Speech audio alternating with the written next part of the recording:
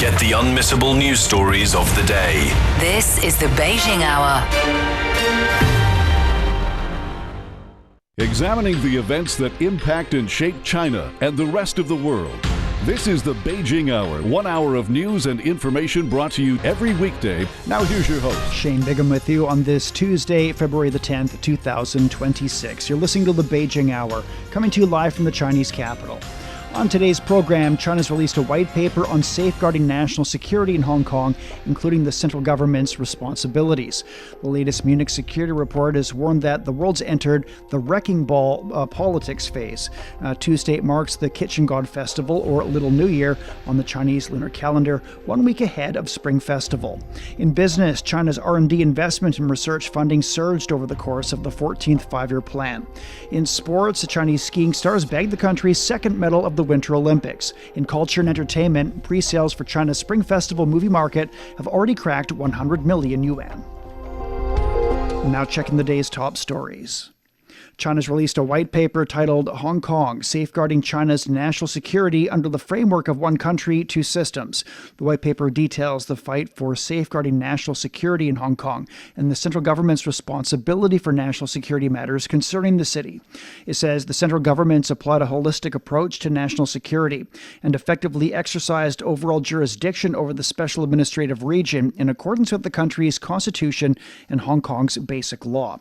It also highlights Hong Kong's achievements in fulfilling its constitutional responsibilities for safeguarding national security and development of the One Country, Two Systems policy. The white paper says Hong Kong's endeavors to safeguard national security are, at their core, efforts to uphold and advance the One Country, Two Systems policy and protect the fundamental human rights, dignity, and well-being of the region's 7.5 million residents. Hong Kong Chief Executive John Lee says the Special Administrative Region will fully support the white paper and meet all the requirements under it.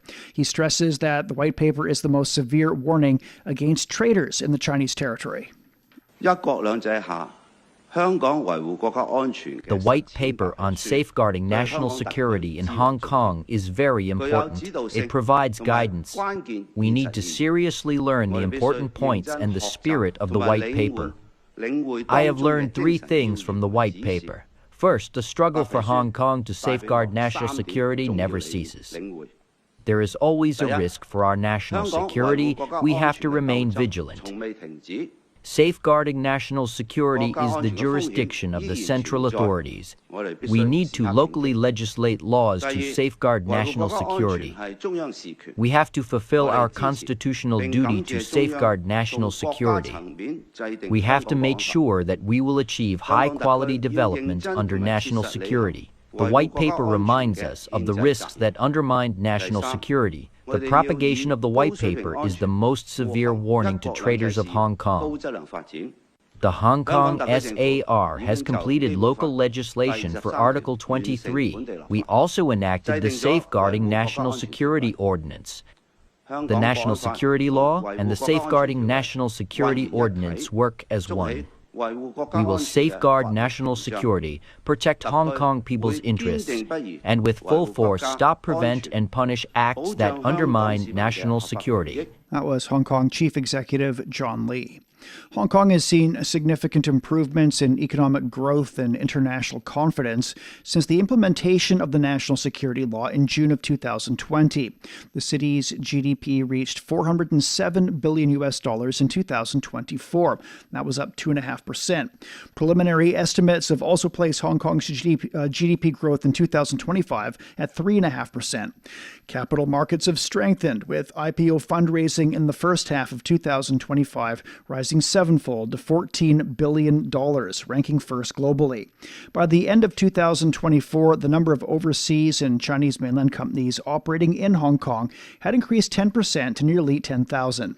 Hong Kong's international status and confidence have also strengthened alongside the recovery. Last year, the city ranked as the world's freest economy, placed third as a global financial center, and returned to the top three in world competitive rankings. With more, Joe Fung spoke to Dr. Xiao Lu from the National Academy of Development and Strategies, Renmin University of China. What message does the document send out, and what's your overall reflection on its content? I think the first message is about the solid affirmation or solid confirmation of the one country, two system framework. The white paper actually unequivocally states that maintaining national sovereignty, national security, and development interest is the highest principle of the one country, two system policy. The white paper also positions national security as the prerequisite for the practice to proceed steadily and achieve long-term success. And I think the second message is the legitimization of central government action or the central government implementation of particular policy and other kind of behavior. The white paper justifies the central government exercise of overall jurisdiction, particularly the enactment of the Hong Kong National Security Law, which was passed by the National People's Congress in May 2020 as a national law. This is a necessary and lawful response to the severe challenges posed by the 2019 anti-extradition bill protest. Actually, it's also the so-called radical protest, radical movement in Hong Kong. And the white paper frames this action as measures to restore order, restore social order and the political order and the political stability, making the national security law as the watershed moment that brought Hong Kong from chaos to order and from order to further prosperity. And I think the third message is about the further clarification, the further clearance of the shared responsibility between the central government and also the Hong Kong SAR government. We know that the central government bears the fundamental responsibility for national security, which matters concerning Hong Kong, while the Hong Kong Special Administrative Region, the SAR, also bears the constitutional responsibility to protect and to preserve the national security. So the white paper highlights the completion of the Article 23 legislation by the Hong Kong SAR as a significant milestone in fulfilling these constitutional responsibilities. The white paper says measures such as the formulation and implementation of the Hong Kong National Security Law and improvements to the city's electoral system represent a milestone in advancing the cause of one country, two systems. How do those measures guarantee such advancement? On the one hand, the Hong Kong National Security Law, it acts as a safeguard. It restores the order and stability. We know that the extradition bill protest, the radical protest, threatened to destroy the one country, two system framework. So the NSL, the National Security Law, ended this period of turmoil by legally defining and punishing acts of succession, subversion, terrorism, and collusion with foreign forces. And it also protects the one country principle. We know that the two systems come from the one country principle. The national security law firmly establishes the principle of patriots administering Hong Kong. By legally ensuring that the governing power is firmly in the hands of patriots, it prevents anti-China forces from infiltrating the government and undermines the system from within. The national security law also creates a favorable environment development. We know that with the stability restored, the national security law actually acts as a catalyst for further economic prosperity and economic development. Investors and business people, actually, they require a predictable and a safe environment. Only with the long-term stability and kind of positive prediction can they come to Hong Kong and invest and do business. On the other hand, the improvement of the electoral system also provide a guarantee for the social stability and the political stability of Hong Kong.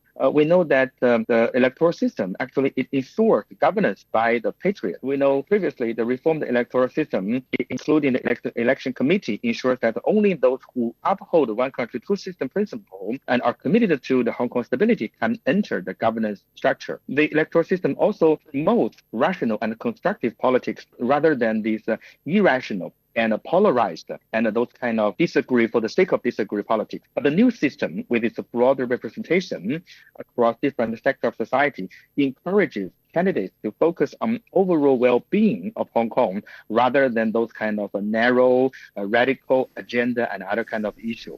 That was Dr. Xia Lu from Renmin University of China. The white paper has come out just a day after the region's high court sentenced Jimmy Lai, an instigator of the anti-China riots in Hong Kong, to 20 years in prison. Lai was found guilty on 2 charges of conspiring to collude with external forces and 1 charge of conspiracy to publish seditious materials. Ronnie Tong Kawa is an executive counselor in Hong Kong. During an interview with Mira Liu, he said the length of Jimmy Lai's sentence is well within expectations. Mr. Lai, indisputably, is a very rich person. He controls a major media in Hong Kong. He has friends in high places in the United States, high officials, as high as vice president or even the president of the United States. And so his influence is very great. A person of that kind of influence persuading a foreign power to impose sanctions on its own country is a very, very serious matter.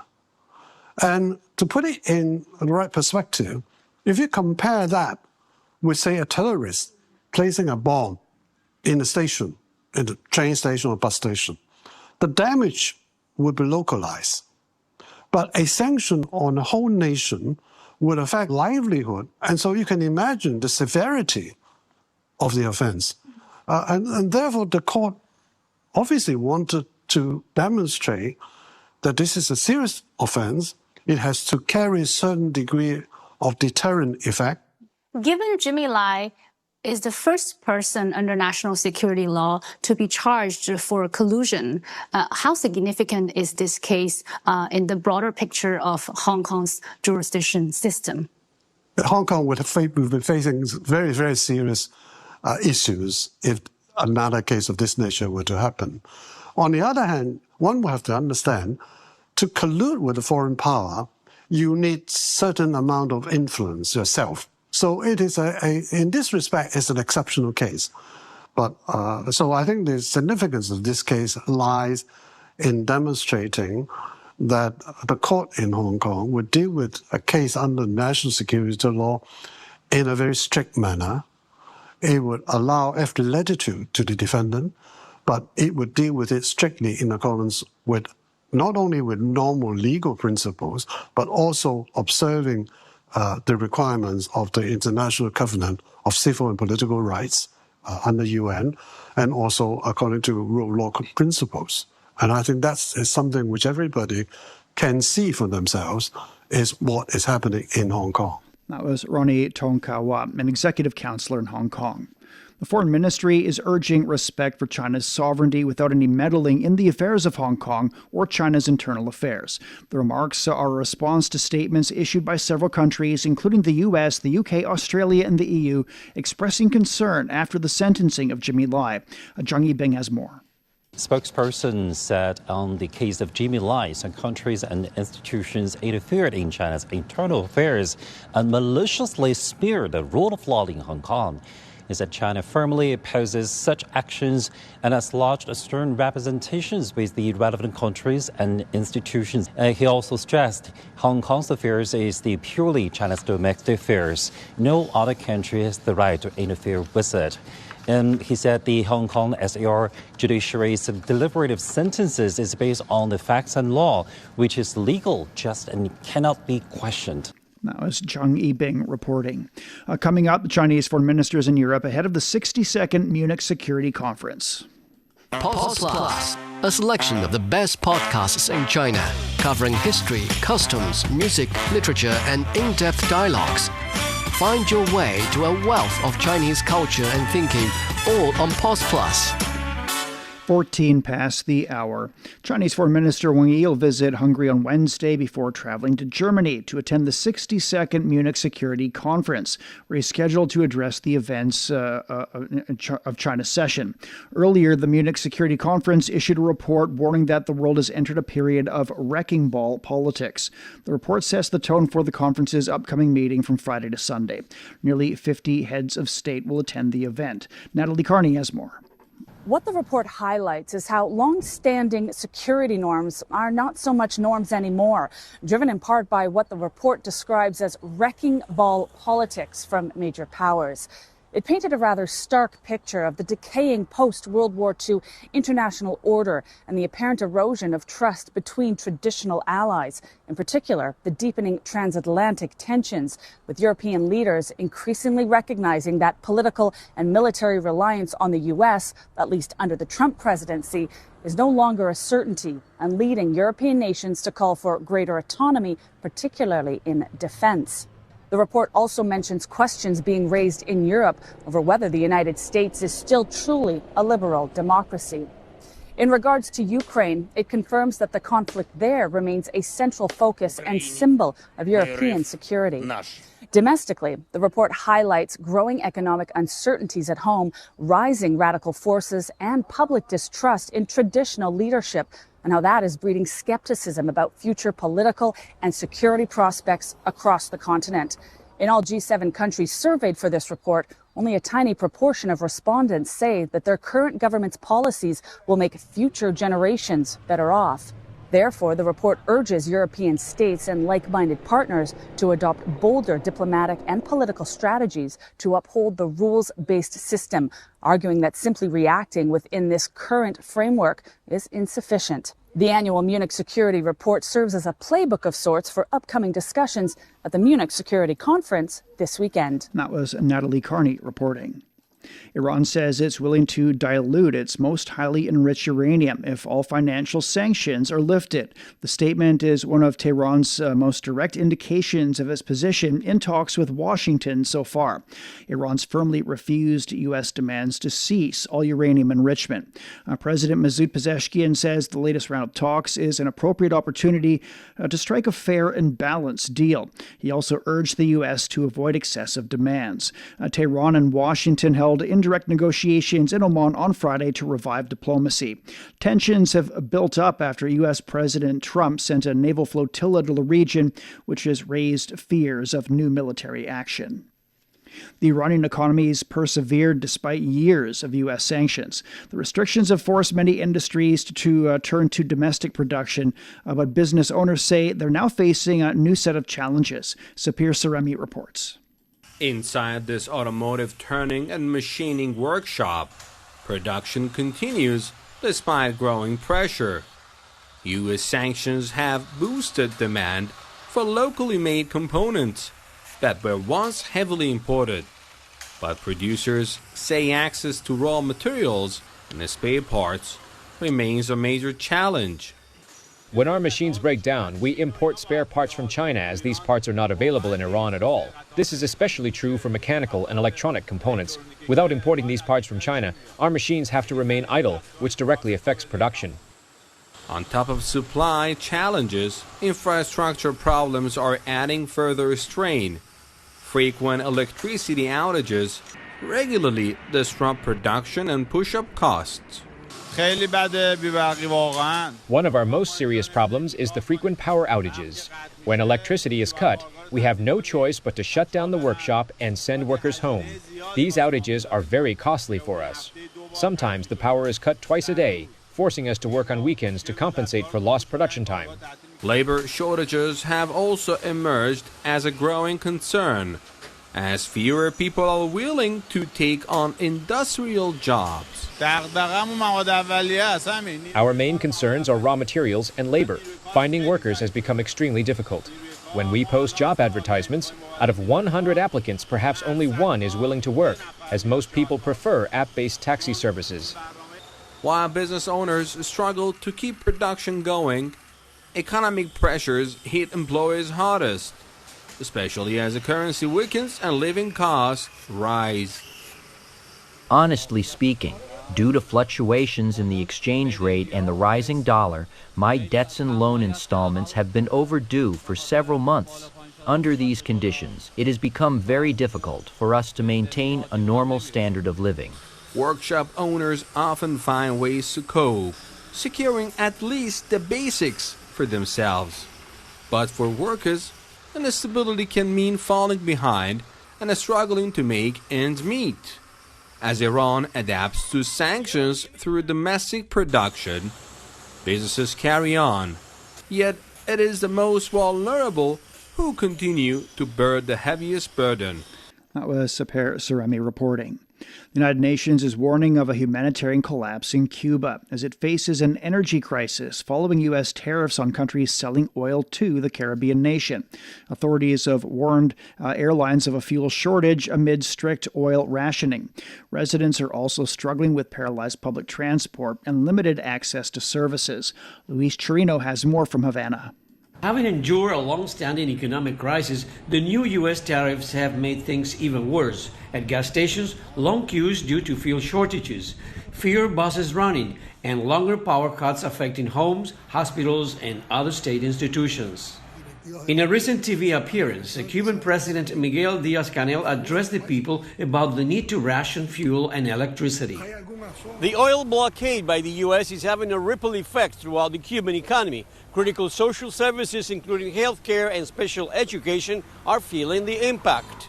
At Havana's oncological hospital, the blackouts affect patient care and potentially threaten lives. Our professionals only want to offer health quality, medical protocols, technical procedures, research, and drug production. But these things need energy, which comes from oil. So this is a measure aimed to affect the Cuban people by limiting the performance of our health workers. At a local school, Cuban Special Education Authority said the U.S. oil blockade affects students' transportation, logistics, and limits the use of electrical training and therapy equipment. These measures adopted by the Donald Trump administration and the executive order in particular worsens the current situation of the Cuban people in an inhumane manner, I would say, and with a significant impact on our special education system. So under these conditions, we keep looking for ways to provide at least the basic attention required by our children. Cuba has reiterated its willingness to hold talks with Washington, but as equals. So far, there has been no public response from the White House. In an effort to caution the U.S. action, Cuban authorities have initiated a rationing program for fuels and electricity, the expansion of renewable energy systems. That was Luis Chirino on the intense fuel crisis in Cuba. The U.S. Justice Department's allowed Congress to review unredacted files on Jeffrey Epstein. It comes after lawmakers criticized the DOJ for over-redacting the files. Meanwhile, Epstein's close associate, Ghislaine Maxwell, has pleaded the Fifth Amendment, refusing to answer questions at a closed virtual House oversight deposition. Tony Waterman reports from Washington, D.C.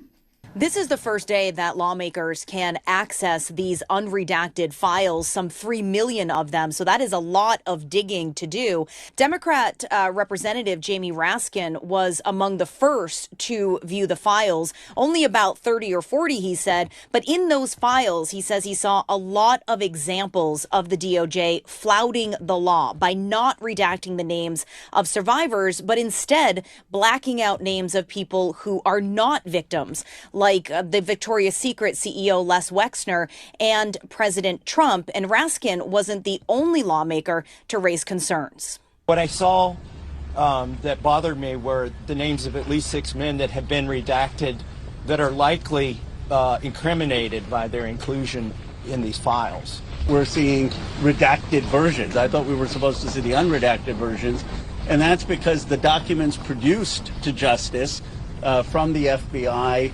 from the grand jury, was redacted when they got it. According to the New York Times, President Trump, including mentions of his family, his Mar-a-Lago estate, and other related words, shows up more than 38,000 times in these files. Of course, the president has not been accused of any wrongdoing, but there are questions as to why his DOJ may be covering up his name. This review, though, comes on the same day that Jeffrey Epstein's longtime confidant, Ghislaine Maxwell, invoked the Fifth Amendment to dodge questions into the federal government's handling of the case. Her lawyer said that she would only talk on one condition: if President Trump grants her clemency. Her lawyer saying this is to protect her during her appeal in her case.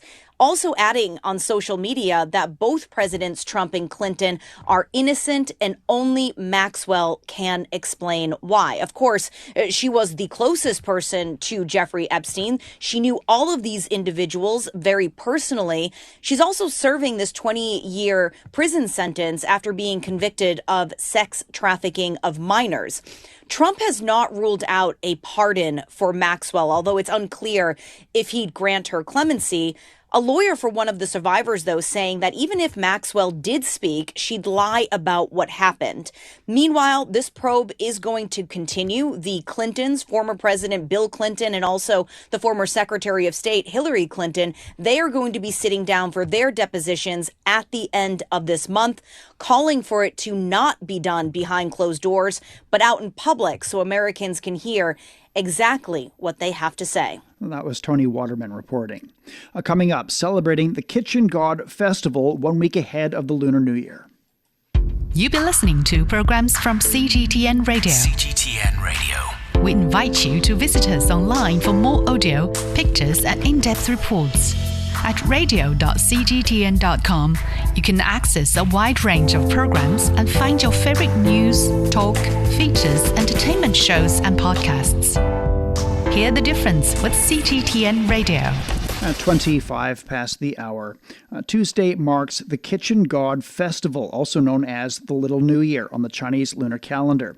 In Hubei province, communities in the Enshi, Tujia, and Miao Autonomous Prefecture have held a vibrant carnival blending songs, dances, and folk customs with interactive experiences. In Jiangxi, a dazzling bench dragon stretching over 100 meters long paraded across the main square in Wuyuan County. A bustling spring festival market fair is open for business in Inchuan, offering holiday goods as well as cultural performances and folk activities. A New Year pork banquet in Sichuan province has brought together over 1,000 visitors. The large reunion meal showcases how traditional celebrations are uniting communities and ushering in the new year with warmth and joy. As the Year of the Horse is approaching, UN Secretary General Antonio Guterres has released a global message to send best wishes to those celebrating Spring Festival. Happy Lunar New Year. As we welcome the Year of the Horse, we celebrate a symbol of energy, success, and the courage to forge ahead, qualities our world urgently needs as we confront conflict, inequality, and the climate crisis. This season of renewal reminds us that together we can build a safer, more inclusive future. Let us continue to advance our shared commitment to peace, dignity, and sustainable development for all. May the spirit of the horse bring you health, happiness, and prosperity.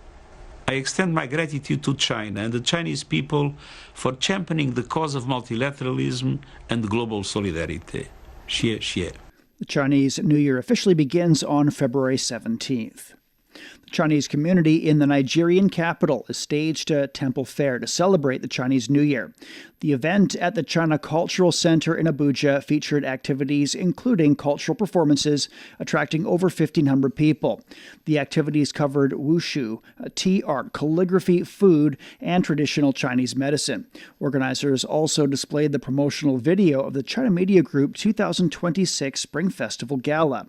Zhou Hongyu with the Chinese Embassy said bilateral ties have become a model of South-South cooperation, and they go beyond economic ties. Director General Joseph Tegbe of the Nigeria-China Strategic Partnership praised the outcomes of bilateral cooperation, especially in infrastructure development. He said one of the examples is the $1 billion National Integrated Poultry Project, inspired by Chinese agricultural models. We welcome Chinese businesses to Nigeria, encourage partnerships, and prioritize capacity building, skills transfer, and shared growth. In return, Nigeria will continue to offer a welcoming environment rooted in hospitality, trust, and mutual respect. As we celebrate this new year together, let us embrace the spirit of the horse. Other attendees also express admiration for China's development and extended best wishes. Tuesday marks the 55th anniversary of the China-Nigeria diplomatic ties. At 29 past the hour, Beijing down to -4 tonight. It'll be sunny and 10 degrees on Wednesday. Shanghai's overcast and 4 degrees, and then sunny and 13. Chongqing will be cloudy and 7 overnight, then overcast and 15. Nanchung's getting a light rainfall this evening, down to 3 degrees, followed by sunshine and 13. Lhasa's cloudy tonight and tomorrow, a low of -6 and a high of 10. Elsewhere in Asia, Islamabad will be getting a light rainfall and a low of 8 this evening. It's overcast and 20 on Wednesday. Vientiane will be overcast tonight and tomorrow, a low of 18, a high of 32. Phnom Penh's overcast and down to 22 degrees this evening, heavy rainfall, and 32 degrees Celsius tomorrow. It's time for a short break. So far this hour, China has released a white paper on safeguarding national security in Hong Kong, including the central government's responsibilities. The latest Munich Security Report has warned that the world has entered the wrecking ball politics phase. And Tuesday marks the Kitchen God Festival, or Little New Year, on the Chinese lunar calendar 1 week ahead of Spring Festival. Shane Bigham with you. Stay with us here on the Beijing Hour. Shh, listen up. Can you hear the heartbeat of our world? It's vibrant and pulsating with the essence of life itself. From the stem of trees to the gurgle of rivers. From the silent strength of mountains to the icy whispers of glaciers. Even the solid ground beneath our feet. And right there, in the midst of all, beats the heart of humanity. What if those other heartbeats were to stop? Would ours keep on ticking? Ever wondered what's actually going on in Africa through the perspective of an African? How are things really going between China and Africa? What's the narrative of this relationship? Well, get a perspective with China-Africa Talk. Hear from African diplomats, entrepreneurs, academics, Chinese natives, and more. Get on our wavelength every week to find out what's real with China-Africa Talk. Find us on your favorite podcast. We'll see you there. Examining the events that impact and shape China and the rest of the world.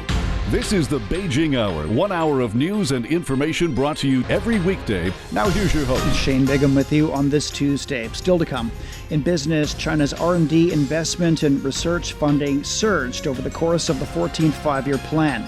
In sports, Chinese skiing stars bagged the country's second medal of the Winter Olympics.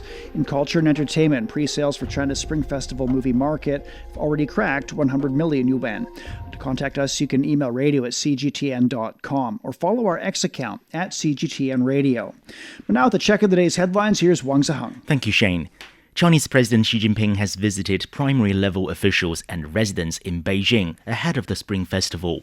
On Tuesday morning, he toured a community canteen and an apartment complex for seniors. The Chinese leader, who is also General Secretary of the Communist Party of China Central Committee, also went to a downtown commercial area to learn about local services, elderly care, festival market supplies, and the development of distinctive urban districts. A senior official of the Communist Party of China has called for steadfast efforts to promote the peaceful development of cross-strait relations and advance national reunification. Wang Huning was speaking at a work conference on Taiwan affairs in Beijing on Monday and Tuesday. Wang stressed the need to uphold the One China principle and the 1992 consensus, combat Taiwan separatist forces, and oppose interference by external forces. He highlighted efforts to facilitate people-to-people exchanges and support Taiwan compatriots, especially young people who seek to study, work, and live on the Chinese mainland. The official also emphasized support for Taiwan business people and enterprises on the mainland so that people on both sides of the Taiwan Strait can share the opportunities and achievements of Chinese modernization.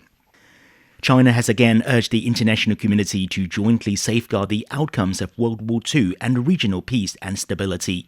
A Chinese Defense Ministry spokesperson was commenting on Japanese Prime Minister Sanae Takaichi's claim that Japan's self-defense forces should be written into the constitution through an amendment. Spokesperson Jiang Bin said there are signs that right-wing forces in Japan are seeking to challenge the post-war international order through military, public opinion, and legal means.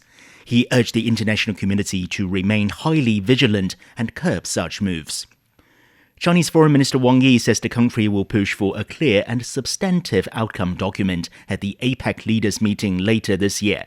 He was speaking at the opening session of the first senior officials meeting of APEC China 2026 in the southern city of Guangzhou. Wang said China will work to advance the free trade area of the Asia-Pacific and help draft a blueprint to upgrade regional connectivity. The Chinese foreign minister also said the country will promote digital, intelligent and green transformation among APEC members and deepen cooperation on development-related governance issues. The United Nations has expressed concerns over the growing fuel shortages in Cuba. Stefan Dujarric is the spokesperson for the Secretary General. He says the UN is monitoring the situation in the country and working with the government to provide more support, including food, water, sanitation and healthcare. We are concerned about the growing fuel shortages and their impact on people. This includes disruptions to the delivery of clean water, medical care, food, and other critical aid in parts of Cuba that were hard hit by Hurricane Melissa last October. Our humanitarian colleagues tell us that there are also concerns that the fuel scarcity could have implications on the operations of airports in Cuba.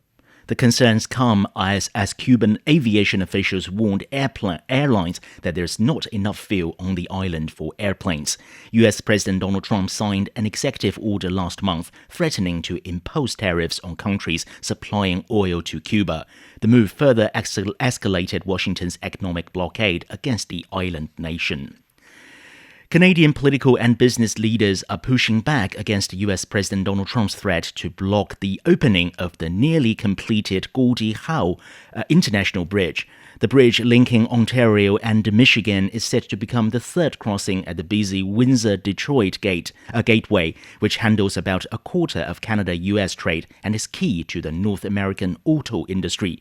Windsor Mayor Drew Dukins called Trump's remarks unreasonable, while the president of the Canadian Chamber of Commerce warned that blocking the bridge would be self-defeating. The $4.7 billion project is funded by Ottawa, with costs to be recovered through tolls shared with Michigan. Trump has argued the U.S. should own at least half of the bridge and threatened to stall its opening unless compensated a shift from his support for the project during his first term.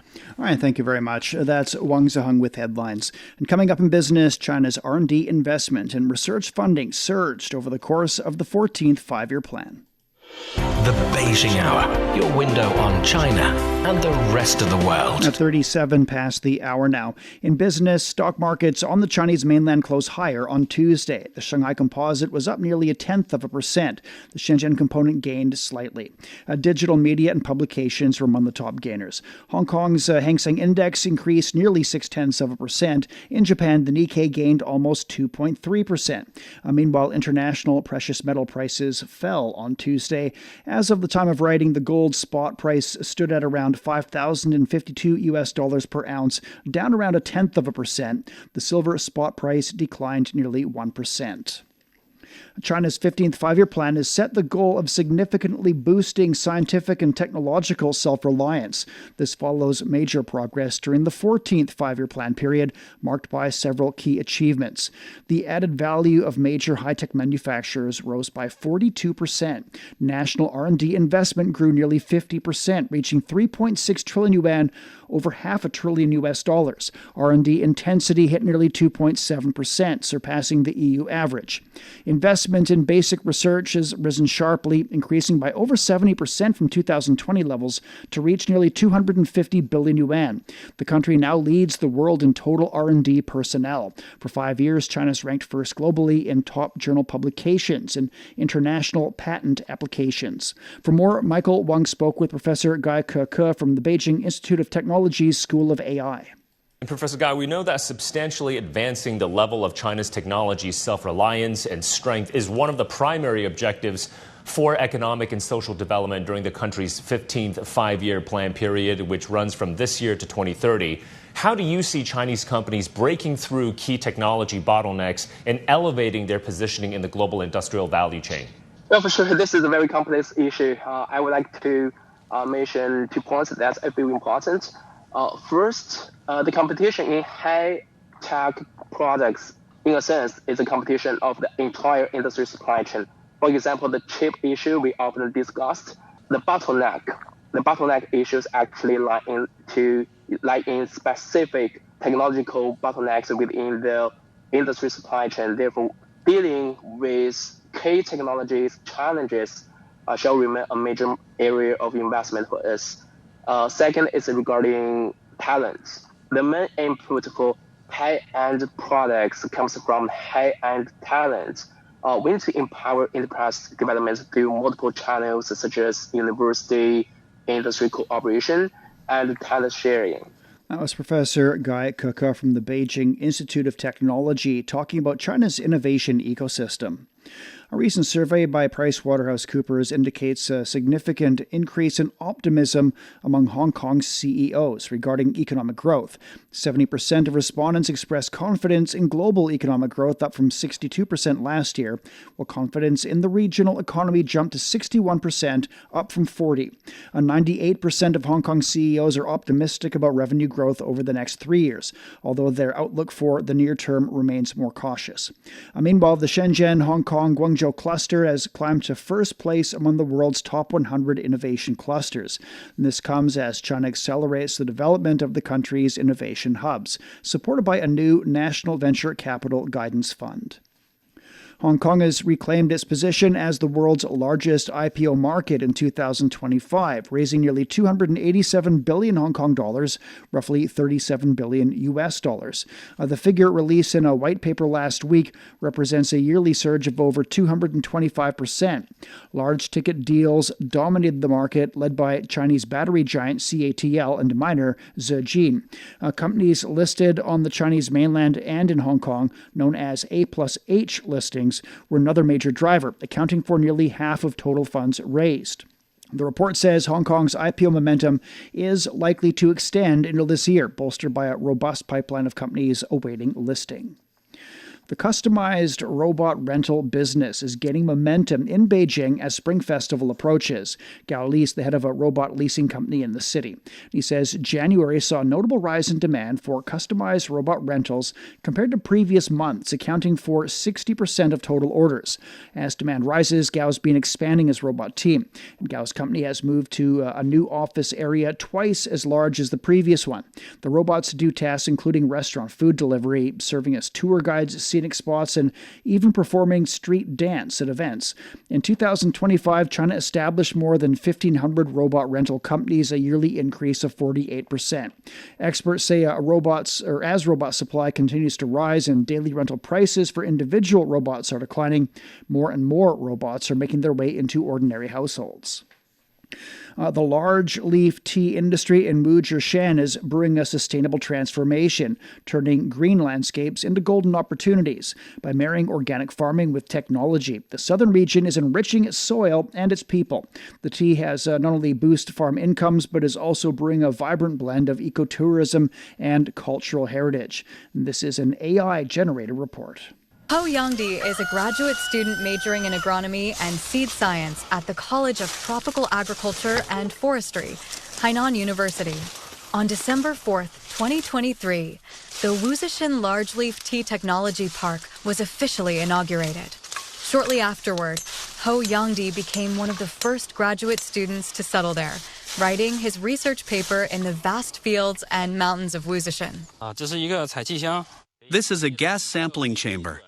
It serves as a baseline to assess the overall impact of our various fertilizer formula treatments on the soil in the tea garden. This data serves as the health report for the tea garden. To help tea farmers develop better fertilization strategies, the team at the technology park, where Ho Yangdi works, has conducted organic fertilizer experiments to compare the effects of different fertilizer formulas on tea plant growth. They also provide hands-on training to local tea farmers on practical skills such as soil enrichment and pest control.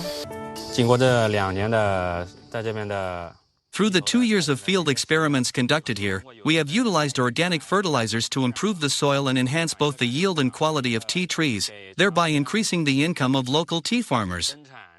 Our evaluation also revealed that the tea leaves treated with our fertilizer formula showed significant improvements in color, aroma, and taste, particularly in terms of amino acid content, fragrance, and sweetness. Today, the Wuzhishan Large-Leaf Tea Technology Park has collaborated with a village collective enterprise to establish a 40-mu research and education base.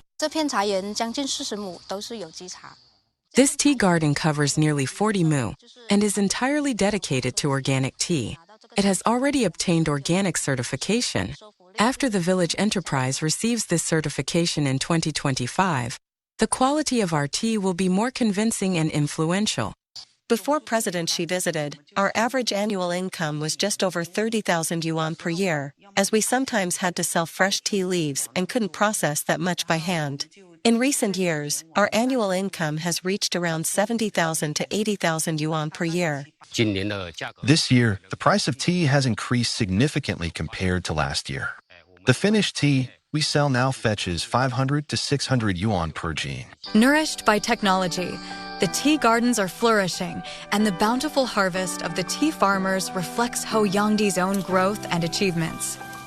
The first time I arrived here, at Shuiman Township in Wuzhishan, I felt surrounded by mountains. It was like stepping right into a mountainous region. But when we first started working here, it was really tough.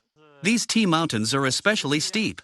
My partner and I had to climb up to fertilize, dig trenches, and run all over the hills. There were a few really close calls. A couple of times I fell hard. My backside was really sore afterward. These 2 years of research life in Shuiman Township have really pulled me from the pages of textbooks into the reality of the fields. The knowledge I've learned has been put to practical use, and that gives me a strong sense of accomplishment. With the improved quality of tea, visitors are now drawn here by its reputation, driving the diversified development of the rural economy. Many villagers have secured employment opportunities close to home by participating in tea tourism integration projects, significantly boosting their income levels. That was a report on the large leaf tea industry in southern China. The first Chinese-made large cruise ship has handled 1 million passengers since its commercial debut 2 years ago. The operator of the Adora Magic City has announced the news via its website, saying it aims to propel the growth of China's cruise economy and establish a Chinese benchmark for the global cruise industry. According to the firm, construction of the company's second ship, the Adora Flora City, is over 90% complete. China State Shipbuilding Corporation will deliver the vessel this year. It'll then operate on international routes from its base in southern China. You're listening to the Beijing Hour. Coming up in sports, Chinese skiing stars bag the country's second medal of the Winter Olympic Games. Sideline Story brings you all things sports related. The hottest topics, latest events, juiciest stories, all with a very personal take. Subscribe to Sideline Story Podcast for heated sports discussions covering events that are happening in China and around the world.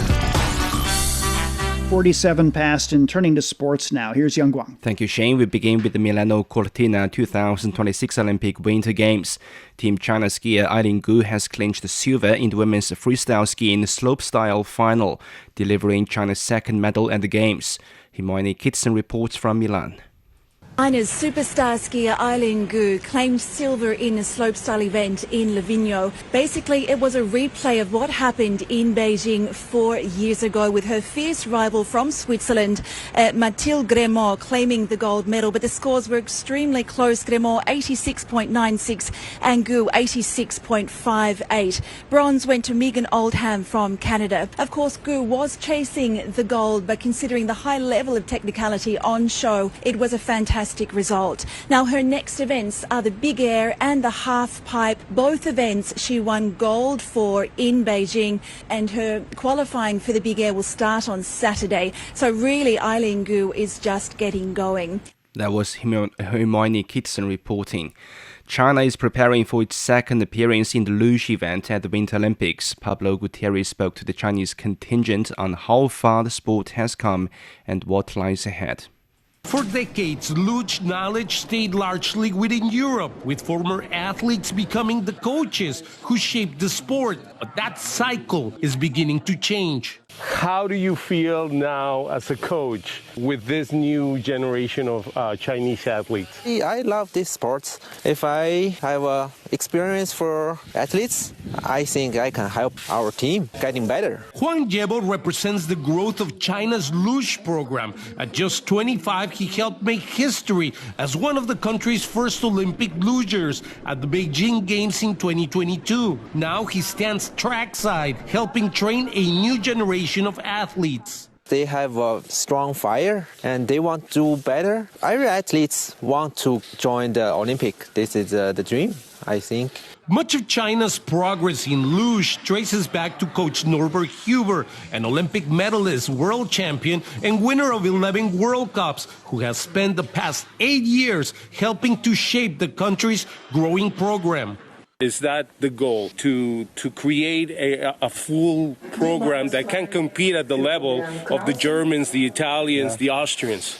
This is every time it's possible, but takes time. This is maybe in 8 years it's possible, and then we need the young athletes. These guys come up, but we fight for these athletes. Training on European tracks like the one here in Oberhof, Germany, has been critical to their success. These tracks are considered technical runs that challenge precision, control, and confidence on the ice. In luge, a race can be decided in a blink of an eye. That's the difference between being remembered and being forgotten. Coach Huber knows that, and he says that's why they're working so hard this year so that we can never forget China's Olympic appearance in Cortina.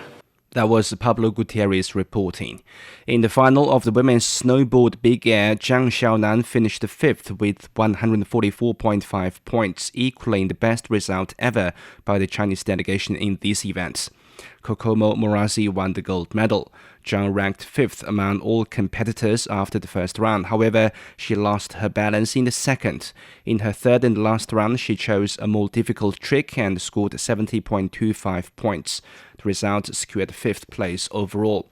In the men's ski jumping normal hill individual, China's Song Chi-woo finished 31st, also setting a new best result for the Chinese team in this event. Philipp Raimond claimed the gold. In football, Chelsea is set to take on Leeds United at Stamford Bridge in the Premier League. It marks 1 month since Liam Rosenior became head coach. Yeah, it takes time, but in terms of what's been really encouraging and really pleasing is that the players have taken on so much information, so many team meetings, not many training sessions, and they've put into practice what we've wanted in the main. So yeah, pleasing signs, but we need to continue in that vein. Leeds beat Chelsea 3-1 in their last meeting in December, but Chelsea's form has improved under Rosenior. The team has won all 4 of its league games since his arrival. Chelsea currently sits fifth, just 1 point behind Manchester United.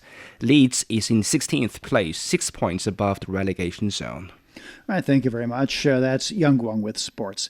You're listening to the Beijing Hour, and coming up in culture and entertainment, pre-sales for China's Spring Festival movie market have already cracked 100 million yuan. From north to south, east to west, people in China are chasing their dreams and leaving their mark. Want to know how they beat the odds and made a difference? Footprints brings you the true life stories of their journeys. 52 past the hour. In culture and entertainment, pre-sales for new films over the Spring Festival holiday in China have already topped 100 million yuan. The holiday lineup offers diverse genres like comedy, action, and animation. Pegasus 3 is leading the pre-sale box office. The film shows a racer adapting after a final competition. That was closely followed by director Zhang Yimou's latest film, Scare Out. China Media Group has premiered its 2026 Spring Festival Gala promo in North Macedonia. It lit up a giant screen in downtown Skopje, drawing curious crowds. A local student showed great interest in Chinese culture. The promotion and the gala seems like a really interesting event, which I would love to attend one day, hopefully in the future, which is, I believe, showcases the most beautiful parts of Chinese culture. Spring Festival is the most important traditional Chinese holiday, and it falls on February 17th this year. Chinese investors in Côte d'Ivoire have launched a new language and cultural center aimed at strengthening ties between the two countries. The initiative seeks to bridge linguistic gaps by teaching French to Chinese residents and Mandarin to Ivorians amid growing trade and cultural exchanges. Joy Karuki Juma has details. In Côte d'Ivoire's capital, Abidjan, the sound of lion dances mixed with Ivorian rhythms as officials and community leaders gather to inaugurate the Chinese Language and Cultural Center. Representatives from the Ivorian Ministries of Culture and Education joined members of the Chinese Embassy and local community for the launch, describing the center as a new platform for cultural diplomacy. This center, dedicated to the study of Chinese arts and culture, is important to us Cote d'Ivoirians.